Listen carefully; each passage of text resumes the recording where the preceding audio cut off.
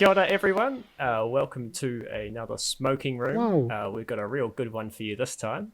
We've got a bit of a game to play with you. Woo! I love games. And you can play along too. Hell yeah. Hell yeah. Oh, before I start, I'm Horsefry, and I'm joined here by Des himself, the one and only great equalizer. And the one and only great detective Lurf on the case. Oh, fuck. Yeah. You guys are going to need those skills, because what we're going to do today is, if you've watched any YugiTube, MBT Yu-Gi-Oh has started doing like this thing where very similar. It's called Magical Hats. So I'll tell you how this is going to work for this one. We have a topic today. We're going to be talking about how much can you trust the red truth. Oh yeah, Umineko spoilers, by the way. Oh, Umineko spoilers. Yeah, Umineko spoilers. Just Umineko, I think. And if we need something else, we'll just bring it up. Yeah. Yeah, we're going to be talking about the red truth, specifically how much you can trust it. But with a catch, one of the three of us is a sus imposter who has a fake take. And it's up to the three of us, well, I guess it's up to the two of us that remain to find the third and, bring them to justice for the crime of lying in the red truth. Usoda! Committing a logic error. Yeah. if whoever is condemned goes into the locked room, and must find a way out. All right. Does anyone in particular want to go first? I guess I can go first. Yeah, you go first, yes. So, viewers, tell us in the comments if you figured out who the liar was before the liar got revealed. Yeah. Okay, and if we're following Umineko rules, I mean, Lurf cannot be the imposter because Lurf is the great detective and the detective cannot be the culprit. That is true. We'll see if this cast follows Nox's rules. If you, Lurf, end up being the imposter, the one or herself will come down from heaven and exorcise you back into the one of the devils. Thank fucking God I'm not the imposter.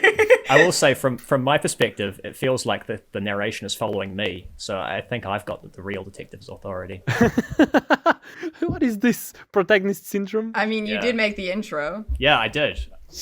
Wait, if I'm the imposter, does that mean everything I just said was a lie? So there could be more than one imposter if I'm the imposter. Fuck. Maybe it's burn game rules where we're all speaking in purple. Oh my God. Yeah, it's all purple truth. Yeah, so I can say I'm the detective in purple, and you can say you're the detective in purple. See. But if you're not the detective, you're a liar. Wait, but that's terrible, because if I'm the imposter, then it could be that there's more than one imposter. And if there's three imposters, that means when we reveal the imposter, it could be a lie. So I guess the viewers will have no idea. We'll fuck around and find out. Yeah, there's just no way. You'll never find out. You'll have to guess for yourself. It's like real When They Cry. You have to make up theories. We're never going to reveal it. We'll give you a vague riddle at the end, and if your answer is similar, then you know you're correct. Oh.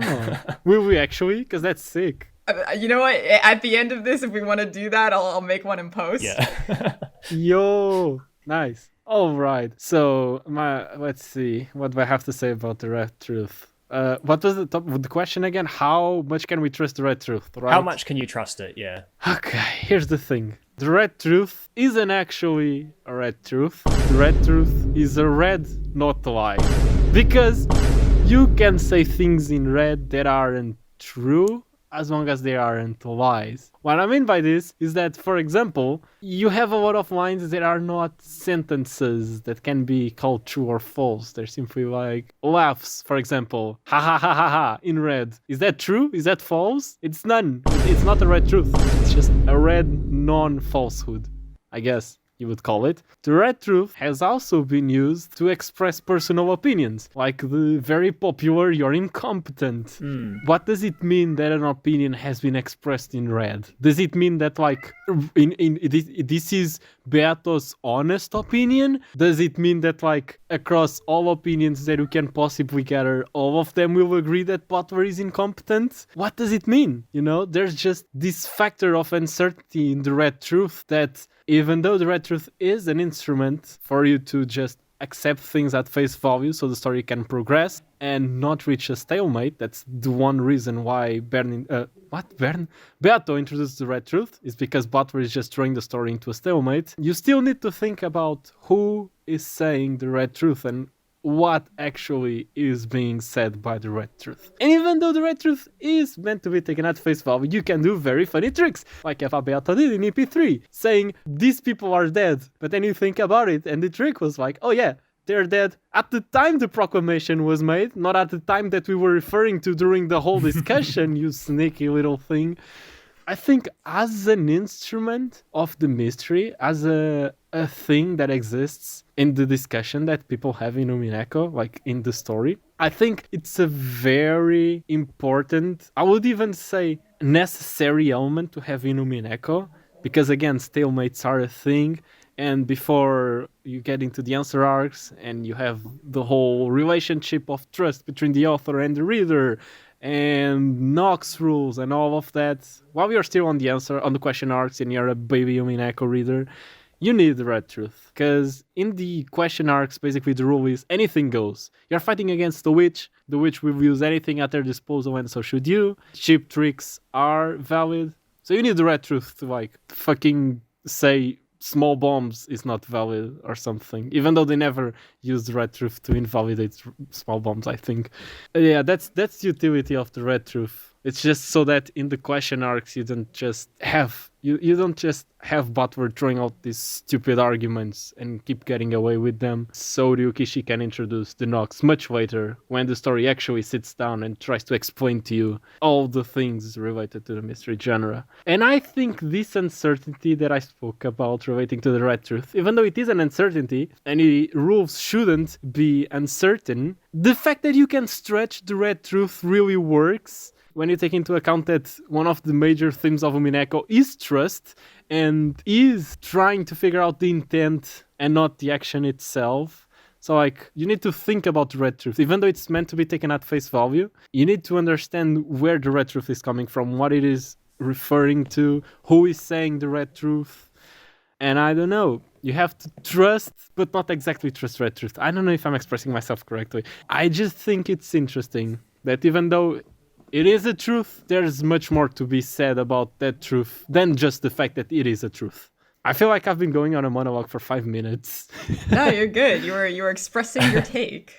Yeah, that's my take. Red truth, good. Mm-hmm. I see. I feel like it's a thing of we'll all express our takes and then we can ask each other questions to suss things out. Yeah, I was just going to say that. That's the format that the inspiration for this uses. So yeah, do we want to do that? That sounds good. Okay, I guess it's my turn. Okay. All right. I guess to start with, I'll say Des saved me a lot of breath because I agree with almost everything he says. Or do I?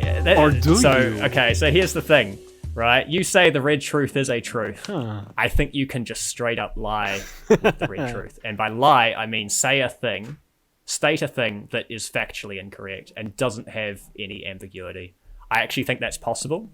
And the reason I think it's possible is because the red truth is shown explicitly to be based on something at any one time, and it's not always the same thing. All of Beato's red truths, I believe, are based on, except maybe a few, maybe the one about Asumu doesn't fit this, but almost all of her red truths are based on that Decalogue, the Noxus Decalogue. Yeah, on the question arcs at least. Yeah, but some of them are not. Some of them are based on outside of character knowledge. Like by outside of character, I mean stuff that Beato may not know. And by Beato, I mean Sayo may not know, and might have been inserted by an author, or she might have done some research and found out. But either way, neither of those are based on the Nox Decalogue, so it's actually got a different basis for that truth. Do you have the examples with you? What I mean by the Asumu is like how she says to Battler, "You are not Asumu's child." That's not based on a Nox Decalogue, right? That's not required to. It's not even required to solve the mystery. It's actually a complete side path that she just does to fuck with him, I suppose. And potentially, depending on how you read it, I think there's room to read that particular red truth as something Toya found out later on. Like if you do it as more of a reader theory, where it's actually not in the published version of the because the bottles were kind of put out on the. Out on the sea, so whatever was written on there had to be written before the incident, and maybe Sayo didn't bother to go to that level of research. She could have, and maybe Genji was able to tell her But how would Genji know? It's kind of open to interpretation. And I think one of those interpretations is that Battler found out through research, which would have happened a lot more once the incident, because people are curious and they're doing their own research and posting it online. That reaction could have been Toya's reaction as Battler to that information, and he put it in some kind of published version, or he didn't publish it at all. Maybe it doesn't matter. Maybe because he's the POV character, it can just be, something that happened to him and was never published. Like, these are all, like, interpretation things. And I'm kind of getting off topic. But what I'm trying to say is that basis is questionable, right? Like, it's not confirmed by Rudolph. It's confirmed by Beato. You could say, maybe they made a mistake. I would say that's one of the ones you shouldn't question as much. But how about Ava's diary? That is another basis for the Red Truth. And how much can you actually believe that? Kind of relies a little bit on trust, I think. Because, like, it's just her diary. She can write whatever she wants in it. So, I guess, like, I would say you actually have to go back to the source, ultimately. Like, when you're reading for the first time, I agree with you absolutely, Des. You just have to trust it, because that's how you solve the mystery. And it won't lead you astray when you're solving Sayo's heart, because they're all based on Van Dyne's, and Sayo's heart is based on... Sorry, not Van Dyne's. They're based on Nox. And Sayo's heart is based on Nox. She's trying to say, this is a fair mystery, Battler. I'm trying to lay this out for you. And that's the trust you need. I don't think you should trust Byrne, because she doesn't have anybody's best interest at heart. She doesn't even have the truth at heart. She just wants to, like, laugh at people. So, that's my take. Wait, I have a question. I'm kind of confused. This Red Truth you're talking about, it's said by Beato. Is that it? Yes, it is, yeah. Is it when Butler has the identity crisis? Yeah, where Beato's like, your mom, and then Battler fades into the ether. It was Beato was depressed and wanted to stop playing. So she was like, right. Well, I'm not playing with you, Battler, and tried to end the game.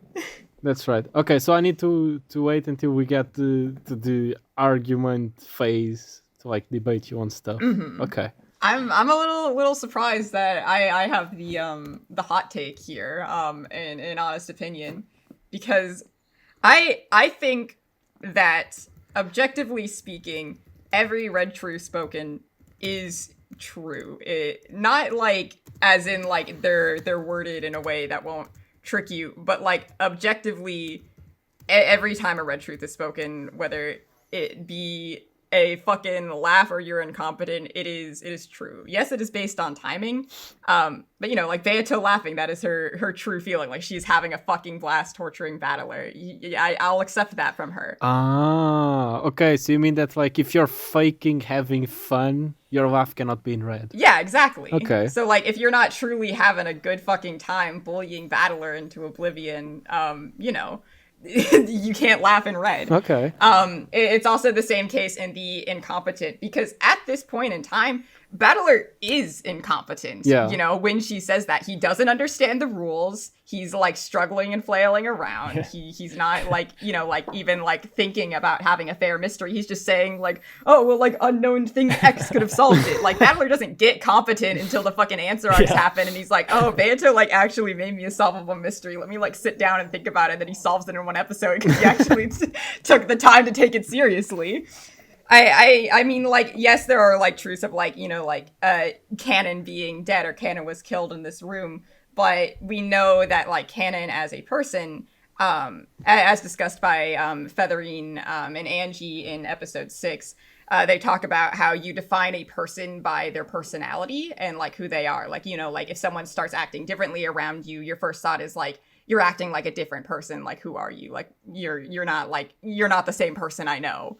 And so, in essence, when Canon is killed, that person is killed because that is no longer a person who exists. That personality is gone. Sayo is no longer using it. And it works in the same effect. It's like if someone gets amnesia, it's effectively, like the person who they were before has died. They're not here anymore. And that is, what it means to die. It means to just like exit forever, to stop existing. Exit forever.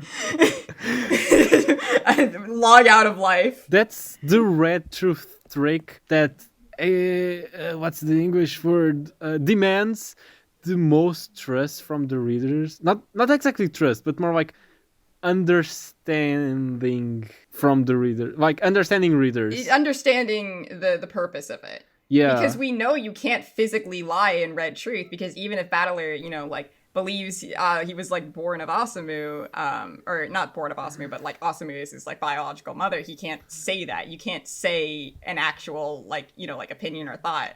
And even in the case of like, you know, like saying it's his mother, he can't even like say like, you know, like as in like, oh, like she's my mom, like because she raised me, because Battler's thinking about like, oh, I was born from Asumu's my mom in that way. Yeah. And therefore he can't say it that way because that's the way he's trying to say it. That's what he means when he's saying it. Yeah. And that's just objectively not true, so it doesn't come out of his mouth.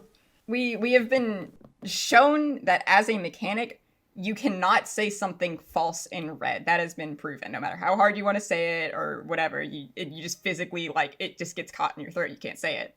Can I get this straight? Do you think, can he come back and say, no, I'm Asumu Ushirimiya's child? I think he would have to rephrase the red truth slightly in order to say something like that. Like, you know, like, Ushirimiya Asumu is the woman who raised me, like the mother who raised me, like something like that, you know? Okay. Which is like within the red truth lines of like saying something in a way where you're like, oh yeah, because she's his mom, you know, which, you know, it's just kind of the same way Beato uses it, you know, where it's like, oh, everyone acknowledged Kinzo. Yeah, they all acknowledged the existence because they all agreed to acknowledge it together. But it makes you think that Kinzo was there. It's kind of that same kind of pattern where it is factually, objectively true, but it may lead you to think something else.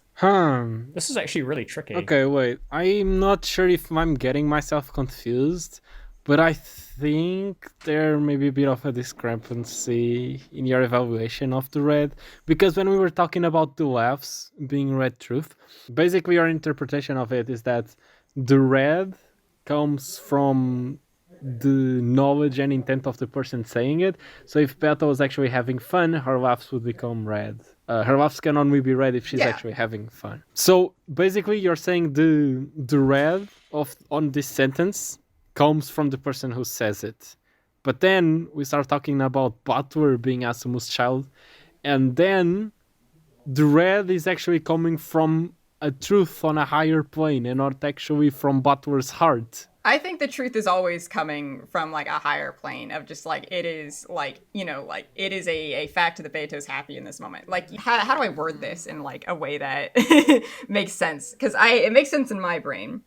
I suppose the take is, if Beato was faking the joy in that moment, it wouldn't come up. It's not necessarily a heart thing, it's what's true. Like, I think gold truth is like a heart thing.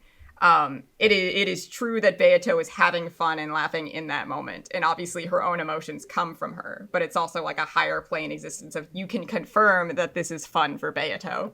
Like she's reveling in it, she's having a good time.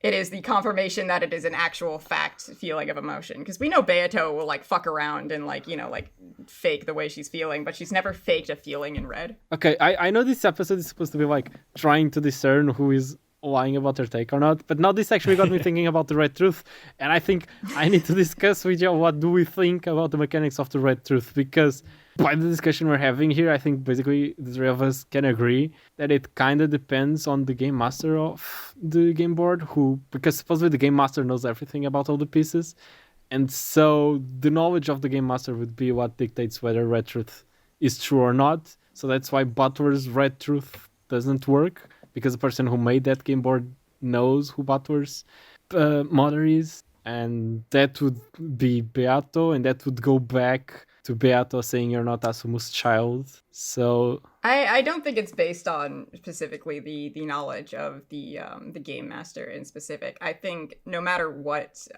when you say a red truth, it has to be true. But it has to be true to who? And people can like say it in different ways, and just objectively. Objectively, okay. Like it is a true statement. Then you run into a problem, because the truth, you cannot separate the truth from the person who dictates whether the truth is true or not. This is so fucking weird to say, because let's think. Well, that's why we have confirmations of like, do you mean this when you say this, and you know, you say what you mean. Yeah. Okay. Because obviously, lots of words have different definitions. So like, you know, like, especially when you're verbally saying something, people can mix up one word for another. Like when I say the word to, am I talking about the number? Am I talking about going to somewhere? Or am I saying, oh, also? So that's what, Yeah. confirmation is for. Exactly. I know. That's why the situation where Butler fails to say his red truth, that he's Asumo's child, doesn't make sense if that's the way the red truth works. If that was the case, he would just straight up have been able to say it, because unless when he said it, okay, I was gonna say, because when he said it, he was thinking mother as in the person who raised me, but when he said it, he was probably thinking mother as in the person who birthed me, so that's why he wasn't able to say it. Yeah, and right? I can actually give proof towards that, because right before he says that, Beato goes, can you say Ushiromiya Battler was born from Ushiromiya Asumu in red? And he does say that because, there was another child battler who Asumu did birth, and, this battler's Kirie's son. And then when she says, can you say that you were born of Ushiromiya Asumu, like Ushiromiya Asumu is your mom? Okay. He's already got that in his head that he's thinking about being born. I would say, to answer your question, Des, I don't think the three of us agree on that at all. It sounds like you think it's the game master. I think it's the author, the real life author, and it's only based on their knowledge. And it sounds like Lurth is saying there's like witches, for example, like whatever powers witches, there's some higher power. I'm not sure what in particular. I'm not sure that they know particularly, but something higher than the game is actually like a force of nature. It's like a core rule of Umineko itself. It is Ryakushi's god hand coming down and saying that is true. It's like derivable from the axioms of the game, which I'm not sure I agree with, but that's more like a personal interpretation. I don't like to think of it as magic.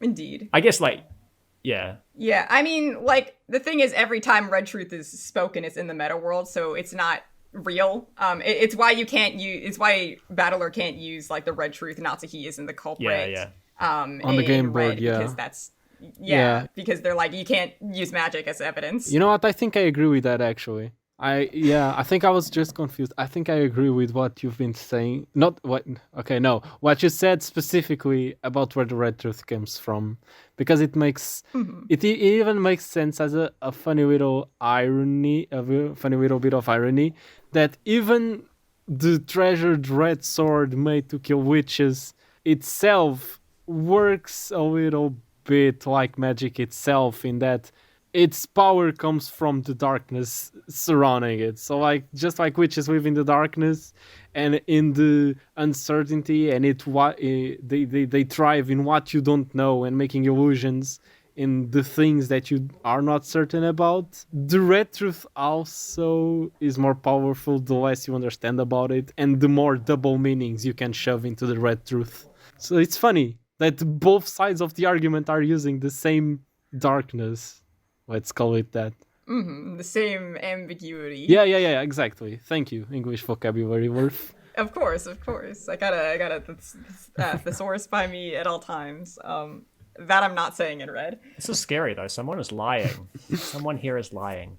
But these all seem reasonable takes, although I don't agree with any. Someone of them. is lying. Entirely. I mean, I agree with a lot of what both of you are saying, and that's kind of scary. Yeah, so someone here is tweaking their opinions ever so slightly, or they have an entirely alien take to us, which Yes. would be fascinating to hear after this. You too know a lot more about my takes than I do about yours, since you have listened to the podcast. It's okay, I don't remember. I have a memory of a goldfish, even when you're at the other. I'd have to re-listen to stuff to be certain. Ogon no goldfish. The only thing I know about Des that might help is I know he really likes his authorship theory. Him and Mushroom did a whole episode on it.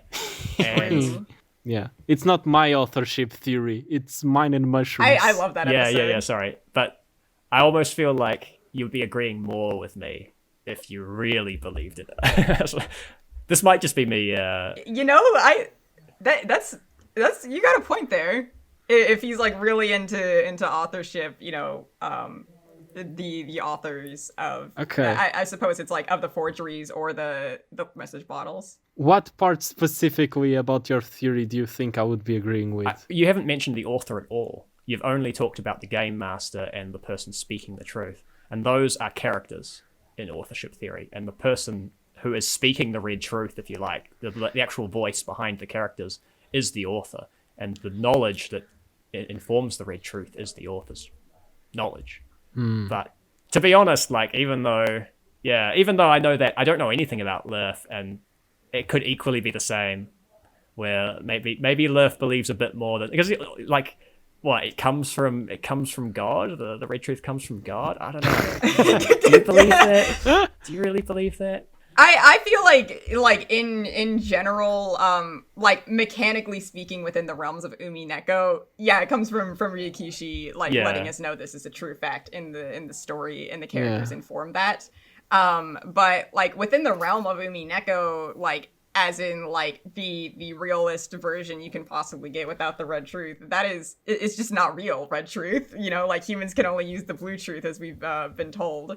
So it's kind of like, you know, like red truth is a fiction, but within the text of Umineko itself that Ryukishi has written for us, we can guarantee that it is always true. I'll tell you this, that Lurf's opinion was going to be my exact fake take. That's what I was going to say if I got imposter. Do you think that's a basis to take down my take? Damn. Well, I don't know. It's not really, is it? It doesn't help at all. I'm offended. Since I'm being suspected of being an imposter too, I will say, to cover my bases, that when I agreed with Worf, I was agreeing with the fact that the red truth comes from a higher plane than all of these motherfuckers in the story of Umineko. So I was specifically thinking about how witches from the future have more power than the witches of the present, because they have more information. That is true. Which does include the author. So that's where I was coming from. Like, Baron comes in and does the whole presentation to Leon and Angie because she has the same kind of information the author does. Do I think this? Maybe in 2 months I'll be here and be like, I'm fucking dumb, I don't agree with this. But I think I do now. Maybe you'll come back around and realize my take is the correct one. Yeah.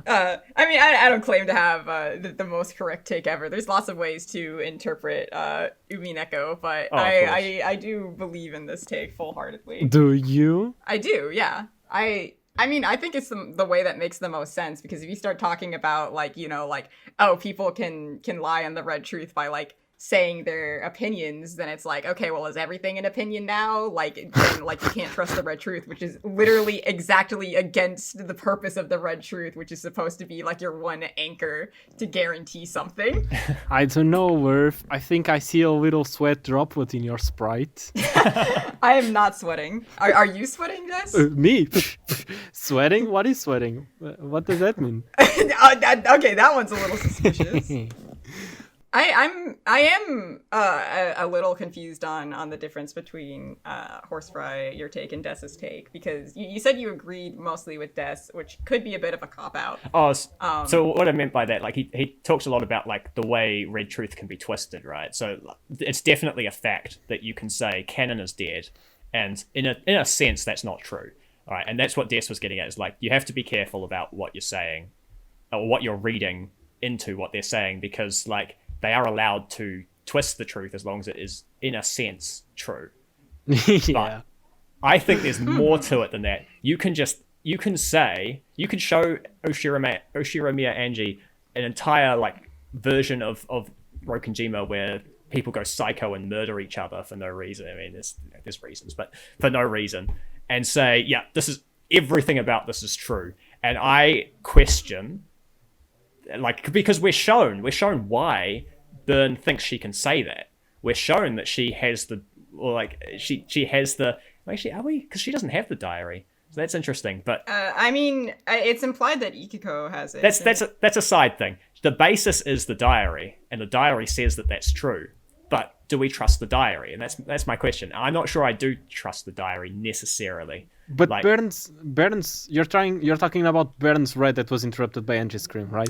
That's another. I mean, you could say from your perspective, like, that's the trick, is that it was interrupted. But I don't buy But that. that's the red truth you're referring to, right? That is the red And truth I'm you're saying, referring to, like, yes. hypothetically, if Bern had finished her red, that red became red because of the book of single truth. Yeah, I don't buy the part where she couldn't finish her sentence. That doesn't come up ever again. Actually, here's a little take for you. Whether it is true or not, because I do believe in the truth of the diary. I feel like it's reasonable to believe that Ava had to get it out somewhere and then locked it up. Why she didn't burn it, I don't know, but like whatever. Maybe it was like her final little like thing to Angie, who always wanted to know, just like leave that behind, and what happens. Because we know Ava originally wanted that interaction to go well, and then they both started hating each other immensely. But in terms of Byrne's little red truth there, whether or not that statement that she began to say in red is true or not, we know from when Battler attempted to say that he was Asamu's son in red, that it starts red and then you get cut off. So did Angie really cut Byrne off, or did Byrne get cut off at the perfect time to interrupt a fake red truth? Yeah, I still maintain. Yeah, that's the age-old question. Because we have evidence that, you can start saying something in red, but if it ends up not being true, you just get a little choked up and you can't finish the statement. That's true. I guess the only thing I have against that is just personal opinion. Okay. Like, if Battler wasn't able to say anything in red, like not a single word when he was claiming that, then I would be like, yeah, then there's no basis for that. But the fact that we've seen that mechanic play out before, which, I mean, I do believe in the truth of the diary, so I do believe what Byrne was trying to say was a full red truth, but if you don't believe in that truth and you think that's like a basis-based thing, there is proof that you can start saying something in red that would get cut off anyway. But only the full sentence is true if you can finish it. I don't necessarily think the diary is, like, not true. I just think you have to, like, if you're going to talk about Broken Gemma Prime, you have to say, if you believe the truth of Broken Gemma Prime, comma, and then... Like, that's my, like, take on it. I'm kind of agnostic about exactly how much I trust Byrne. Yeah. I have deep-seated trust issues with Byrne. No, I agree. Because I think it's valid to believe or not believe in it. Yeah, I was gonna say that this discussion, like, the reason I asked you to clarify what your point was, Horsefly, was because I was then gonna say Byrne's red isn't coming from the Book of the Single Truth. It's coming from her own adventure through the Sea of Fragments and trying to find the true fragment, which is the one that she then presented to Angie. And that is why she would be able to use the red truth, is because she looked for the true fragment and then presented it to her. But then that got me thinking, how would Byrne know that was the true fragment? That doesn't make any sense. The fragment would look the same as any other. And she herself says, this is the one fragment with the miracle of Leon. So it points you more in the direction of Byrne chose this fragment because it would hurt Beato the most. Then it points you to Byrne chose this fragment because it's the truth. So I suddenly became more inclined to believe Byrne's red would get interrupted had Angie not interrupted it herself. But then I would also not put it past Byrne to, like, beyond exploring every fragment, she also took every fragment to feather in and attempted to say in red that was the truth until she found one where she actually was able to finish the sentence, and only then showed it to Angie and Leon. We know that Byrne is dedicated enough to do some petty bullshit like that. Yeah, exactly. She is. And even though she definitely would go through that kind of effort knowing her, if she didn't, it's kind of a miracle that Angie interrupted her right at the exact time, isn't it? Almost as if she's the witch of miracles. So either way, fuck yeah. Do you know how that loophole gets closed? Is if Byrne has to actually verify it. She has to actually, like, cite her sources. And, like, that comes back to what I think, which is the author needs to know. And the author needs to have evidence. And it's just like the real world, where you have to do research, and it might be false. Which is more proof to my theory that the omnipotent force of Ryukishi putting his god red truth in makes sense. You know what? Like, this is really hard because we've all, like, argued very, like, zealously for... And one of you is lying. One of you is, like... Normally well, I don't say normally, but sometimes you can tell when people are imposters because they go quiet. They don't want to talk about it. But I don't think anyone's been quiet. Definitely. I feel like we're all, like, equally fighting for our red truth. I don't know. I haven't heard Harscam in a while. You mean Horse Fry oh yeah, Horse Gam, who's not here. I should have chosen a different name. God damn it, the joke fucking died. I should have said Yensid or something. Yeah, we just all vote Yensid. Yeah, shit. Mushroom's been really quiet. It was funny, Des. I laughed.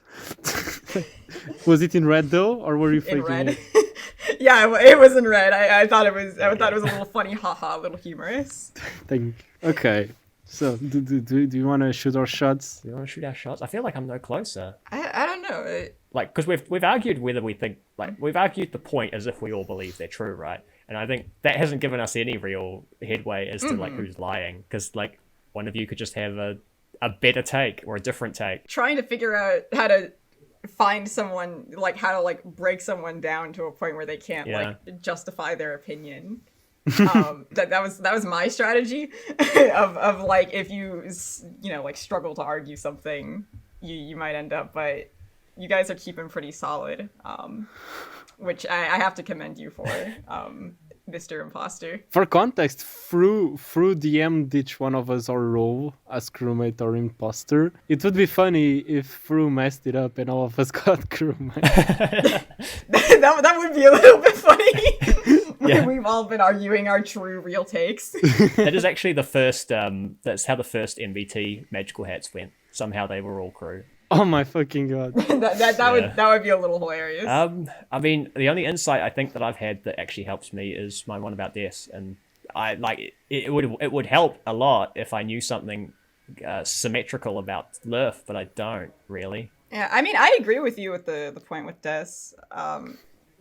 But I'm also like, no offense, Horse Fry, but I am a little bit sus of you because, you know, your first sentence out of your mouth when it was your turn is like, oh, I mostly agree with Des, which could be true, but I don't know, like something's tipping me off there a little bit. I don't know. And again, no offense, but I feel like Des's take was pretty vanilla, so it's why I felt comfortable saying I agree with most of it. Like, so you both went for the safest possible take. Maybe there are two imposters. Maybe. I don't think a lot of people agree with me that the red truth needs to be source checked. Like, I think that is a hot take, but. Wait, who said the source check? I don't remember that take. Well, that was my whole thing. Is like the red truth has a source, and it's only as true as the source is true.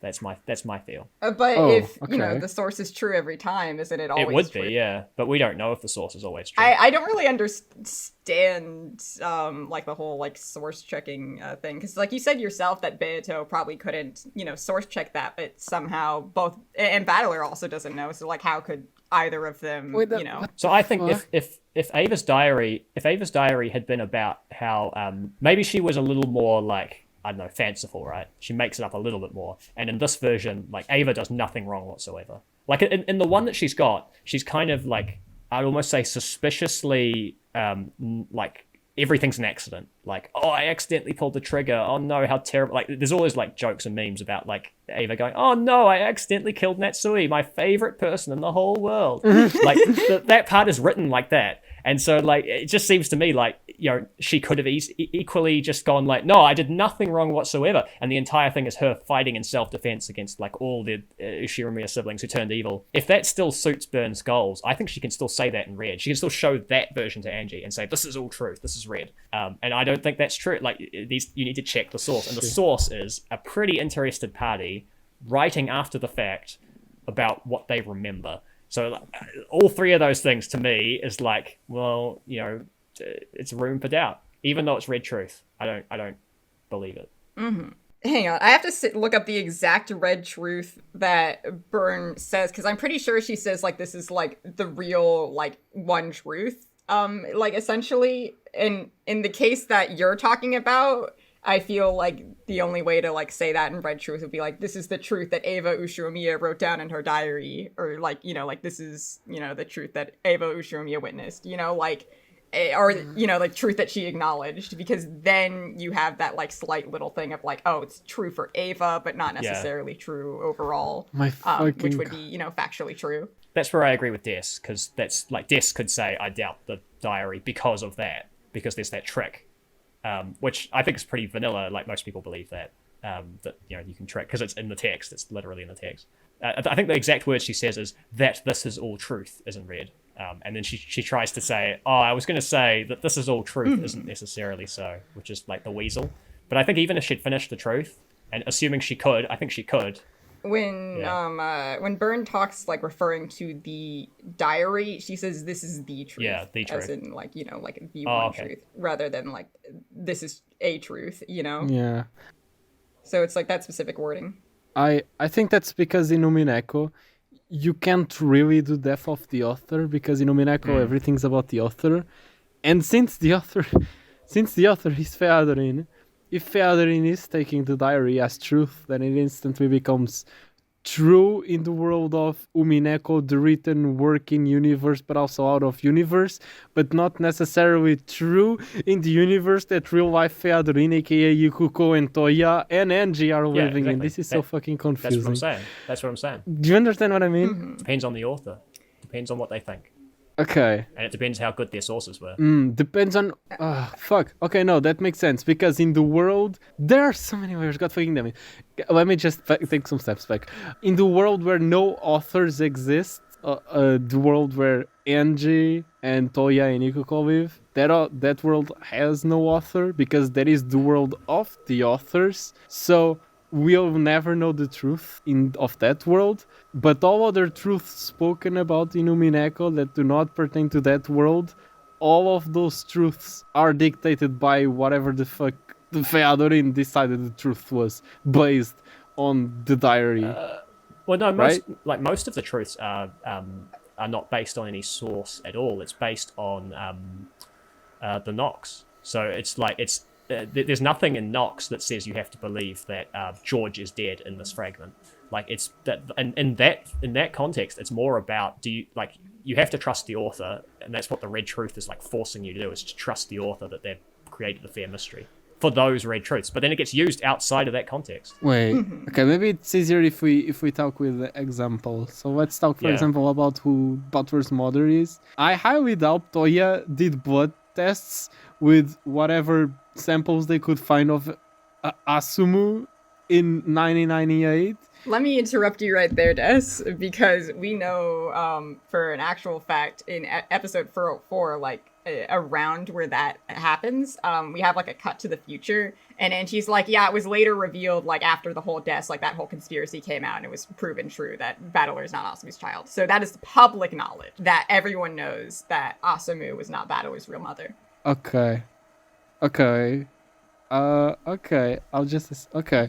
Fuck. I'll step back and keep thinking about this then. I'm still unsure. Okay, here's another example then. Featherin wholeheartedly believes Eva's diary is the truth. And so we're basically saying the reason Baron at the end of EP7 can say that whole thing in red and not choke is because that red truth is coming from the diary, and it becomes red because Featherin, who wrote the story, wholeheartedly believes the diary, so that becomes the truth regardless of what's written down in the diary is the truth or not. Yeah, that's my take, yeah. Except I would say, instead of Featherin, I would say either Toya or Ikuko, whoever wrote, like, I think Featherin's an avatar. But apart from that, pretty much. Yeah, when I say Featherin, I mean Ikuko and Toya together. Can you like repeat the point you're trying to make here? Yeah. Like diary and Burn. Like what red truth of Burns are you referring to? Whatever she says on the theater, where she's like, all of this is true, and then Angie screams. That becomes red because that's supposedly what's written down on Eva's diary, and Featherin believes it, and so in this story that she wrote, she made that the truth of the event, even though it may not be the truth of the world that Ikuko and Toya live in. Okay, so here's a little fun fact for you, because I opened up the Red Truth, wiki, just to like confirm exact phrasing. And in that tea party, Byrne Castell says that this is all truth, and then gets cut off. And then in Twilight of the Golden Witch, Byrne Castell says that she anticipated Angie cutting her off at like the miraculous cutoff to make Angie suffer more, and that the full statement would have been that this is all truth isn't necessarily so. And we never got confirmed that what is in the diary is what Byrne Castell showed Angie. because we know that you can say in red that the contents of the diary are true. So we technically don't know what's in the diary. Yeah, but so regardless of whether what Burns showed is the truth or not, it may not necessarily be so, because we did get that cut off. I know that's a possibility, but I can really see Bern just saying that on the next episode, just to like make herself look even better. Like, yeah, I wasn't even gonna say I was even gonna continue the red truth, Angie. Look at how beautiful you are. You are the reason of your downfall, because you didn't let me finish the red truth. You did this to yourself. Look at your sad little baby face. I mean, I think, she could have just like forced a miracle for that to happen. Like she, like genuinely like anticipated that, because it makes sense. And especially given her sentence structure, like she doesn't say this is all the truth, like, and like had the ... She said that this is all the truth, which lends to the idea that she did have more to say, but was like genuinely cut off. Like she starts, like with something. So like, like she could have said that this is all the truth is like a fact, or whatever. Exactly. But like because she was cut off, we don't know, but we do know she did have more to say. Regardless of how you look at that truth, like it's like literally like Schrodinger's like, like red truth of like whether she was going to go through with this full saying it's a fact or not. But I think the fact that Berncastel said later to Angie that it wasn't necessarily true, kind of actually credits the idea that it might not have been, because that makes Angie want to read the diary more and to be able to say that in red the diary is true. And then, like have Angie like actually get like that devastating hit. That's true, actually. That would hurt Angie more. Because I think, like if Byrne was able to later clarify, I think she would legit say like, yeah, it was true. Fuck you, Angie. Like, and then like Angie goes through another spiral. I hadn't thought of that, but that is the most roundabout way to avoid saying what is in the diary is true in red. She never said that. She said something that may or may not have even meant anything. Well, actually, she wasn't referring to the diary on stage. She was referring to the play. When talking about the diary, we do have in red that this is the truth. Right. Like, referring to the diary, like what's in there, that is the truth. But we never actually open the diary. We never see what the truth actually is. So... Angie does in the manga, but we don't. Yeah. In the manga, it's more explicit. Yeah, for sure. Yeah, we still don't. Yeah, but we still don't know if it's what Bern showed her in EP7 or not. Yeah, like we know it was definitely torturous for Angie. Like Angie hated it. I imagine Kyrie and Rudolph did some fucked up stuff, but like who knows? Like it could have been more gruesome. It could have been like weird like thing where it was just Kyrie, or it was like just Rudolph. But like, someone Angie cared about was involved, but not necessarily to like the level of episode 7. Regardless, it still like upsets Angie deeply and viscerally. But if we're... Why do you say Rudolph or Kyrie had to be involved in doing something bad? Yeah. Because I think that would hurt Angie the most to know that one of her parents did it. But I think it may not be both of them solely for the fact that we know Byrne went out of her way to get the worst possible fragment for Angie. And sure, it could be the truth, but I think Berncastel just confirming what she showed Angie was the truth. Like, like instead of like, I guess having her read the diary could get her anticipation up, get her hopes up that it wasn't the truth, and then like have her read it and just like go down the spiral again. But, like you can kind of argue for either way. Wasn't she also trying to get Beato like a 2-in-1 shot? Like maybe the fragment she showed wasn't necessarily the most fucked up for Angie specifically, but the best for Angie and Beato at the same time. Oh yeah. I know she says she has the line where she's like, I chose this fragment specifically to hurt you, Angie. I know she has something to that effect, but like she was also very bitter at Beato for the fact that the trick of the whole game was that Sayo was a character that didn't actually exist, and she was so bitter at it that she started to kickstart. She kickstart EP7 to get back at Beato and Angie at the same time. Yeah. So maybe she just weighted the two and chose the fragment that would hurt the two of them a very significant amount, instead of like choosing one that hurt Angie the most but didn't leave that big of an impact on Beato. Yeah, I mean, She never showed it to Beato. She showed it to Leon, who's like completely like detached and uninvolved in that whole debacle. Because Beato is already dead. It's like her way of getting. I mean, no, Beato revives in EP6. Yeah. Yeah. I feel like Leon would have been horrified no matter what they saw. Given it would be Leon's like first like rendezvous with Umineko. So I think I like to believe that it was specifically like to hurt Angie, and Leon getting hurt was just like a side effect of seeing like family members that Leon cared about getting like absolutely like eviscerated in the most brutal way possible, and like, you know, like just everyone in their family being assholes. Okay, could be, yeah. Because I see like Leon like might have like an EP1 battle, like no matter who dies, like it's upsetting to see your family get brutally murdered. I think like also like, you know, like Leon knowing that they are Beatrice in a different life, and you know, like seeing like Beato all defeated and seeing like that version of themselves probably would have stung too. But I think you can't get the worst version for Angie without, you know, Beato giving up. Because if it's just like, oh, Sayo did it, Angie's like, fuck yeah, my family's innocent, let's go. Yes. Good point. But I feel like we're getting off topic of Red Truth opinions. I was gonna ask, like, we're getting close to an hour. Yeah.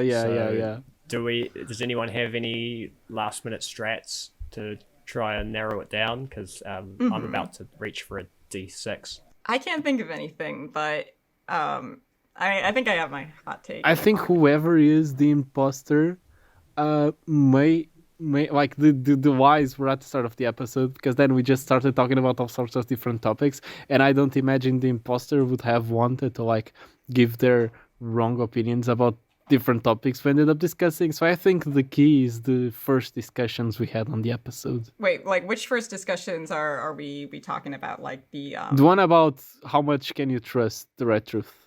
So nothing regarding is what's on the diary the truth, what's the reason behind Bern choosing this fragment specifically. So I don't think the whys are in any of those discussions. Or are you trying to point us away from those? We'll see. We'll have to see. Part of me is like, that's sus, but I'm also like, the imposter wouldn't make themselves sus. How do we want to do this? Because we could go one by one and give our opinions. The other thing I thought was we could write it in the chat and all press enter at once, and that way we're not influenced by each other's guess, but that might be more fun. The only thing I was thinking was like, in actual Among Us, if Des votes for me, I have to vote for Des, unless I want to tie. Which I guess it doesn't matter if we tie in this, but it matters in Among Us. There's two ways to go about imposter voting. We can all put it down at once and then like reveal it so we're not influenced, or we can kind of have like a little debate kind of thing where like, you know, like we start with the first accusation, and then by talking we might actually end up changing our opinions. We could do it that way. Let's just make it so that you win if you guess the imposter. Like you personally, you win 1 out of 3. You're the winner out of 3 if you guess correctly. And I guess for the imposter, I guess I don't know. Maybe we don't. Let's not care about... And the imposter loses by default. Yeah. Or just say, it's not like Among Us where, like, you have these weird strats where even if I think it's Des, even if I think it's Liv, I have to vote Des if Des votes for me, because that's weird. But that happens in Among Us, but let's not worry about it. Des, the imposter, doesn't kill us if we get it wrong. This is not Among Us rules. All right, so I saw Worth doing his tasks in the boiler room. Elaborate. You were cleaning the last remaining pieces of Kinzo in the grill so that we can later use it for something else. Someone has to clean it up. I don't want pieces of Kinzo stinking the whole mansion. Is this an accusation? It is an accusation. I know you're the one who put Kinzo there. Shit, where else is your evidence? If I clean him up, that doesn't prove I put him. I asked Natsuhi. You asked Natsu? Natsu didn't see shit. She's not the detective. She could have missed Saw. Maybe someone put on a Lurf wig and then went in there. Okay, I'm gonna speak honestly now. I think it's your worth, but not because I saw you disposing of Kinzo's corpse. It was actually because it's been an hour, so I don't actually remember what your point was. You don't remember my point? But I remember hearing you and being like, "This doesn't sound like a Worth take. This sounds like Worth doesn't feel like the Red Truth is a good tool to have in Umineko, like it wasn't a good thing to implement in Umineko." I don't remember what you said that tipped me off that way, but I started feeling that way, so it didn't feel like a Worth argument. I'm I'm surprised to hear that. I'm also surprised to hear that. I don't know what a Lurf argument sounds like in your eyes.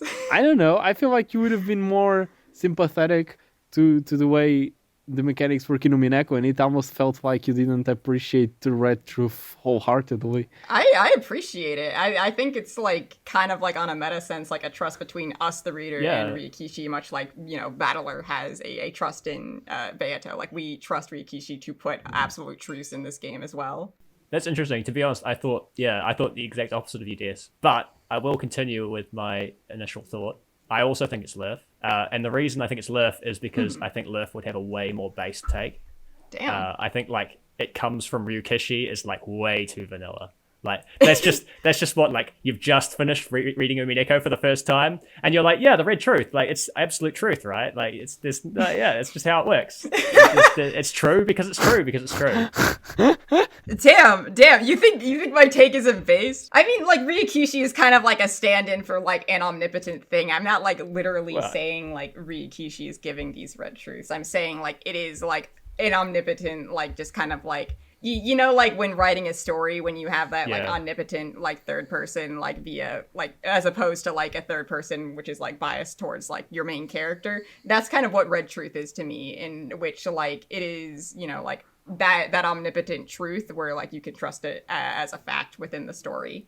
And, like, as I said again, the mirroring relationship between Ryakishi and us, the readers, could be an element in that as well. Oh, you can stop justifying yourself, and you can tell us who you think, and then you can reveal that you're the imposter. I mean, honestly, I thought it was you, Horsefry, given your whole, like, wishy-washy at the beginning. You also, like, didn't really talk too much near the end in terms of, like, when discussing, like, opinions on, like, truth and whatnot. And I was curious to see if you were, like, worried you were going to muddle your point or something like that. When discussing, like, the other aspects of Umineko, because I feel like when you have, like, a take you don't believe in, you don't want to, like, start, like, saying wrong things about, like, other aspects of Umineko. Okay. This better not be Des, because he'll get a clean sweep. Dude, if it's Des, I'm gonna lose my mind. Okay, so are we gonna count to 3 and all of us say our rules? I mean, yeah. Does anyone have any, like, last minute hot take changes, or are you both still pointing at me? No, I think it's you, Liv. I can't change now. I think it is you. I mean, that's up to you. Yeah. Horsefry, if it ends up being you, I'm gonna be mad because I'm starting to see a pattern. I finished my point and you said, yes, I agree with this. Then I accuse Worf and you say, yes, I agree with this. What's going on? No, you see, Des? Like, what did I say? Like, he's wishy-washy. He keeps, like, riding on your coattails. That is true. And, like, he already knows your previous takes from episodes. So, like, like, it's safe to agree with you because, if you're saying something you've agreed with in the past, then it's more likely that you're a crewmate. That's why I say if Horsefry turns out to be an imposter, I'm gonna be very mad because I'm noticing these patterns. So I mean, listen, we still have time to change it. No one's announced their thing. If you want to join me on Team Horsefry, fuck. No, I have the weight of the choice in my hands between kicking Worf out and kicking Horsefry out. This is totally riding on my choice. Come on, man.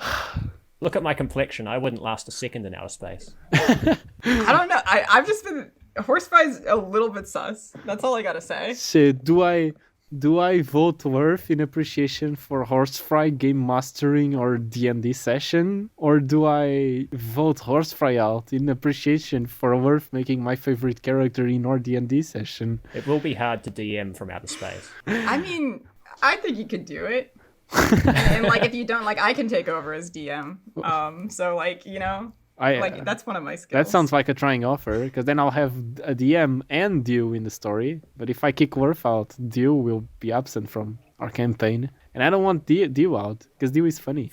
Yeah, no, Dew's just like a little guy. Like, come on. For context, Dew killed a fucking, what was it, a zombie, a monster, with a pencil. Yeah. With a pencil. Like, what the fuck? It was like sharpened really, really sharp. Yeah, it was a Grimlock. Just stabbed it in the neck with Hex. Yeah. I mean, I put my faith in whatever decision you want to put this. If you want to vote me out, I'll go gracefully. Okay, fine. Okay, I'll trust my instincts. That's how it always goes on exams. I'll change my answer, and then the answer I had chosen first ended up being the right one, and I just fucking screwed myself over. So I'm gonna trust my instincts. I'm gonna say it's worth. That's your logic. All right, sure. If that's the way you wanna go. All right. So let's count to 3. I salute to you, my brother. Do we want to count to 3, or do we just like want to like I don't know, have the imposter reveal themselves now? Okay, that sounds fun. I think it's like a count to 3, and then whoever the imposter is will just say it. The other 2 can stay silent. Oh no, because I actually like the idea. Because just imagine we all stand silent for 5 seconds, and then the imposter just starts laughing, and we're like, no. And the imposter's like, yes, it was me. Honestly, I think that'd be really funny if we want to stay silent for like 5 seconds or so. All right, everyone, stay silent for 5 seconds or so.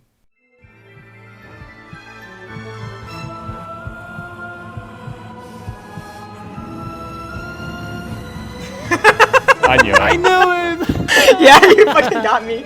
Yeah. I knew it worked. I tried my best to adamantly argue. I thought I did pretty good sticking to my gams there.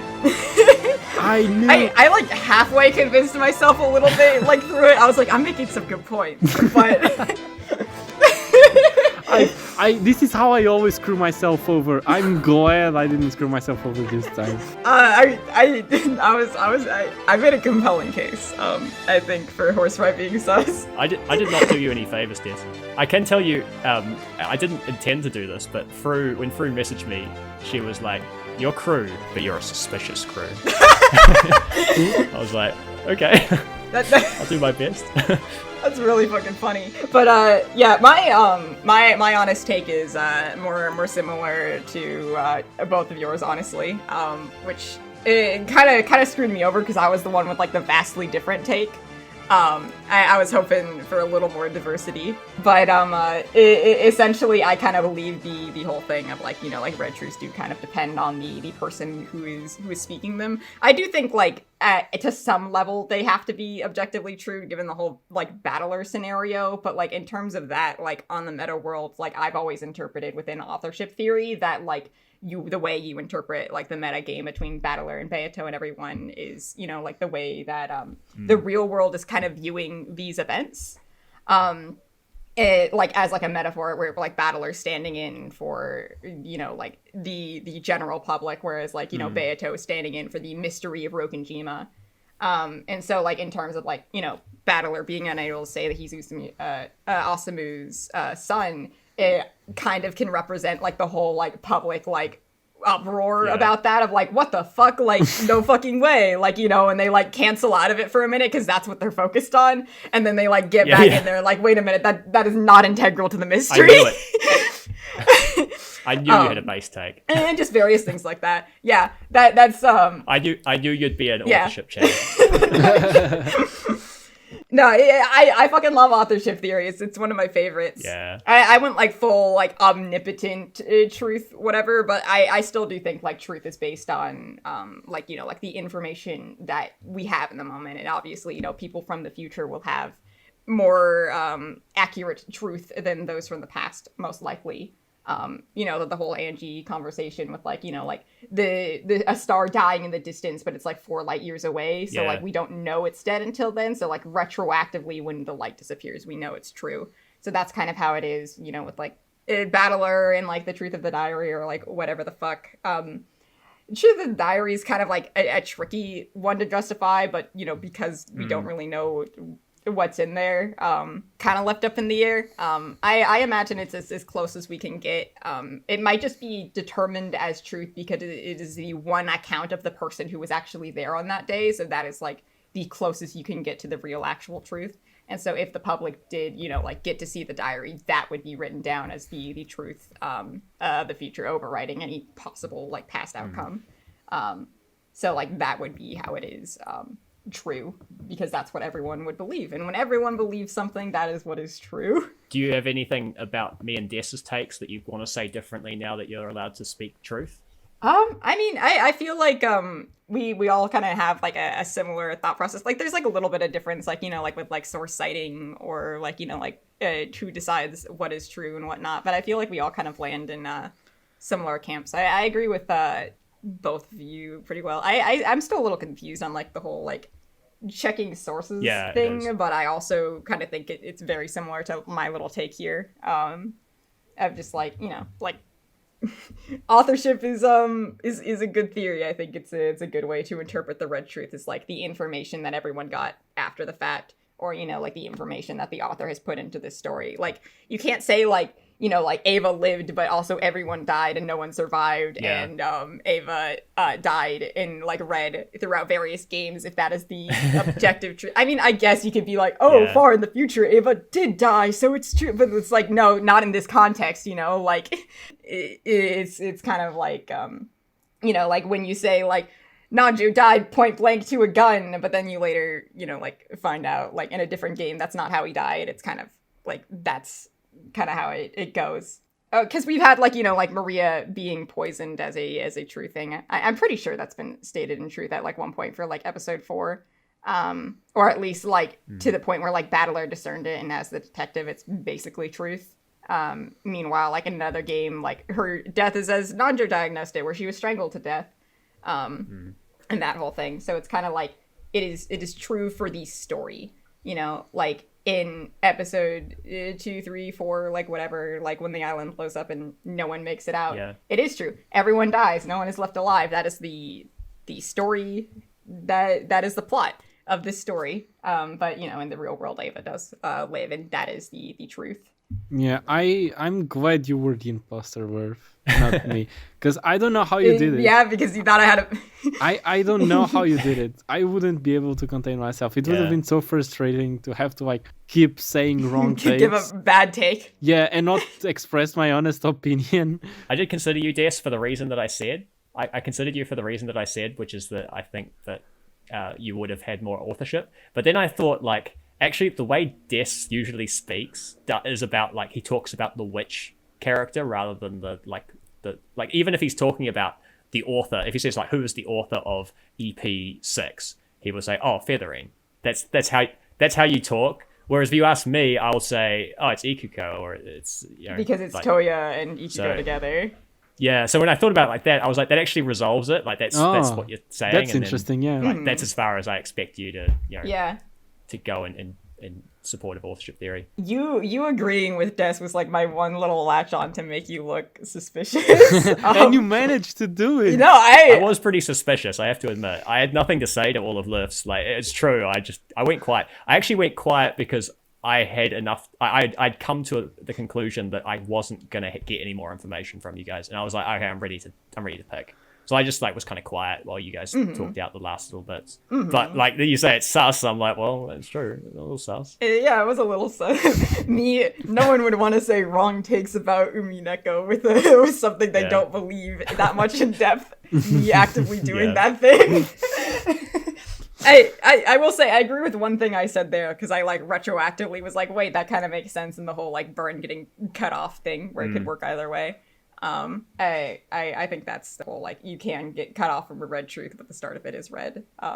So but no, most of that like the objective truth, the godhead for Yakishi reaching down and telling us what is true in the story. I mean, like in a non like interpreting Umineko way, like yeah, you could say that about the whole of Umineko, but like that's not like fun. That's just like the truth of the real world, and what I'm looking for is the Doylean explanation, the funny way I can interpret Umineko. It is true what I said, that was my exact fake take. That's what I would have said there. I would have said, I think you have to trust the author.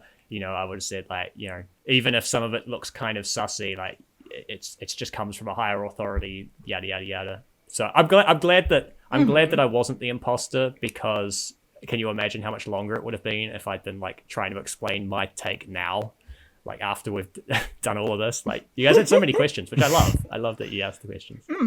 This was a lot of fun. Yeah.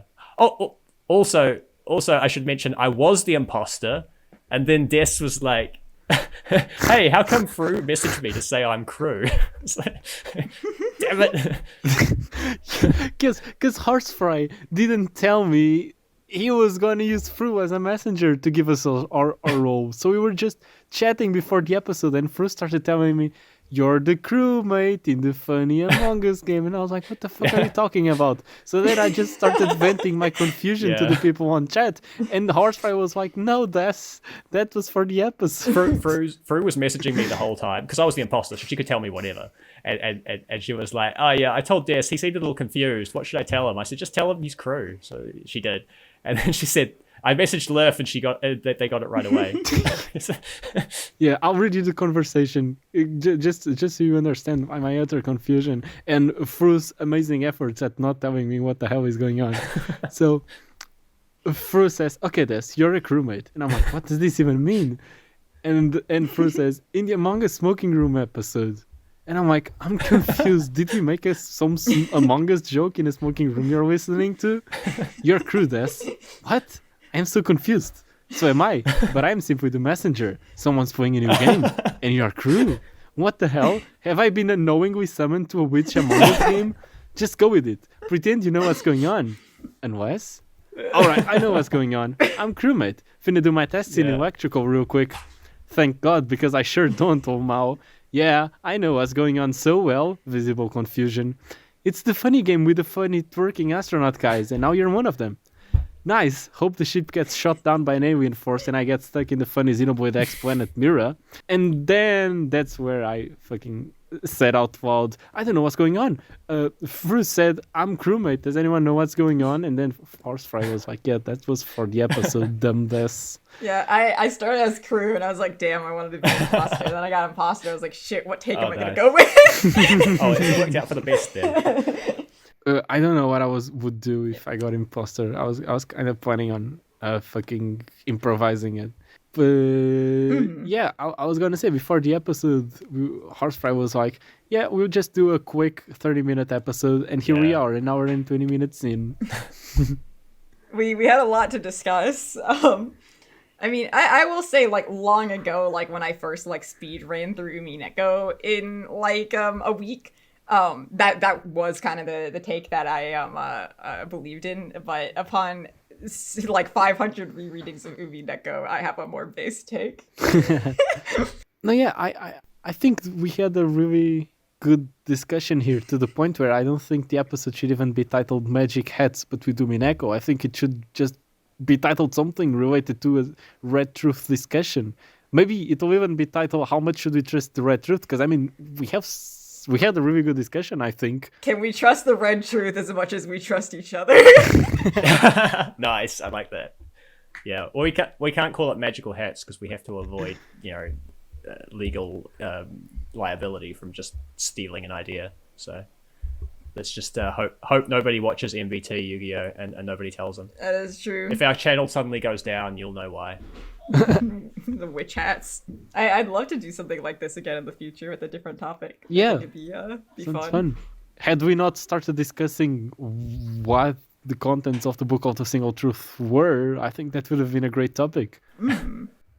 Thanks for listening, everyone. Yeah, catch you later. Ka kite. Yep. See you. Hope you liked it.